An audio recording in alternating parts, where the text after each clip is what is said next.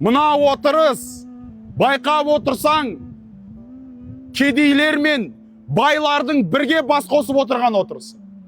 Бастықтар мен сол бастықтарға жалшы болып отырған адамдардың бірге отырған бас қосуы. Қазақстанда атақты болып жүрген адамдар мен Қазақстанға көп адамға танымал емес адамдардың бас қосып отырған жері. Арамызда әлемге танымал жігіттер бар осы жерде. Әлемге танымал болған жігіттер мен танымал емес адамдардың бас қосып отырған жері. Үлкендер мен кішкентайлардың бас қосып отырған жері. Қалталарында ақшалар көптер мен қалталарында ақшаларын тірнектеп ұстап жүрген адамдардың бас қосуы. Бұл жерде ешкімді бөліп отырған жоқ. Барлығы бір ата мен ананың баласындай, бір үйдің баласындай мәз-майрам болып отыр. Бөлінушілік жоқ. Естеріңізде болсын. Қандай да бір жамағатта ақшалы, қалталы, бай азаматтарды ғана жинау үрдісі болатын болса, ол жамағат адасқан жамағат. Ол жамағат Аллаға және де пайғамбарға қарсы келген жамағат. Неге дейсіздер ма?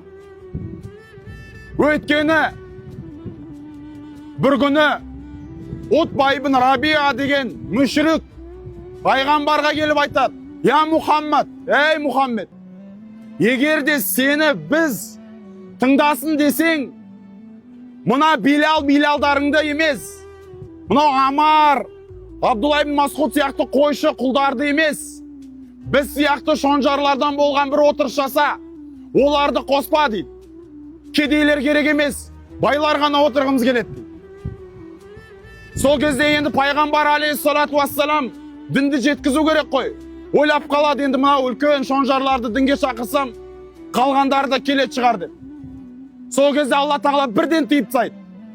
Бірден Құран аятын түсіреді. «Уала татурдилладина ядуна роббахум билғадати валаши юридуна ваджа».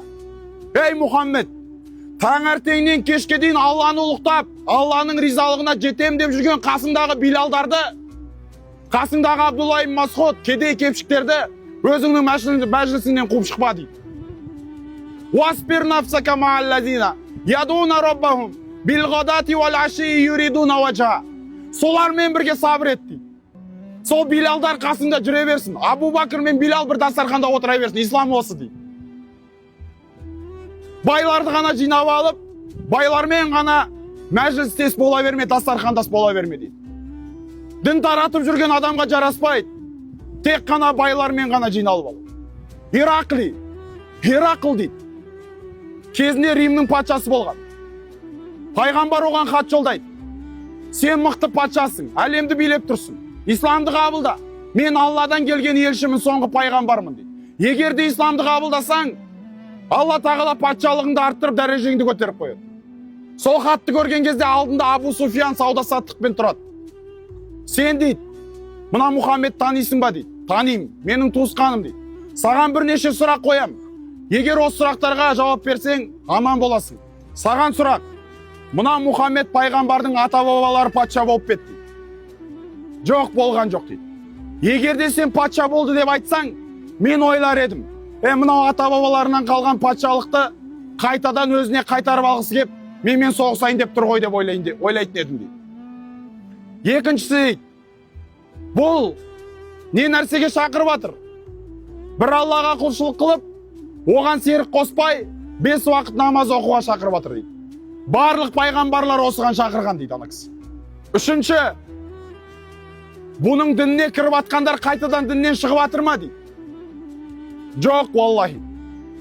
Кірген адам қайтадан діннен шықпайды дейді. Міне дейді, нағыз дін адамдардың жүрегіне кіргенде осылай болады. Бұл залымдықпен, адамдарды қинаумен атақты болып кетті дейді. Жоқ дейді. Әрбір пайғамбар мейіріммен, жұмсақтықпен келген. Олар ешқашан қатыгез болмаған дейді. Саған тағы сұрақ: бұл адам бұрындары адамдардың арасында өтірік айтқан бет? Жоқ, адамдардың арасында өтірік айтпаған дейді. Адамдардың алдында өтірік айтпаған адам Алланың хақысында өтірік айтуы мүмкін емес. Бұл да оның пайғамбар екендігіне дәлел дейді. Бұны жаңағы патша айтып жатыр Абу Суфиянға.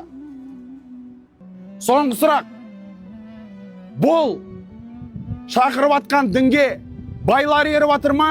Әлде қарапайым халық еріп жатыр ма? Валлахи көбі қарапайым халық дейді. Міне дейді, нағыз пайғамбарлардың артынан шынымен қарапайымдар ереді дейді. Пайғамбарлардың артынан қарапайымдар ереді. Қалпыңнан шықсаң да, мына халқыңнан шықпа дейді. Мен деп жүрген азаматтардың барлығына бір ауыз сөз. Сені өсіретін де, сені өшіретін де сенің халқың. Халқыңның сырын өзің білесің де.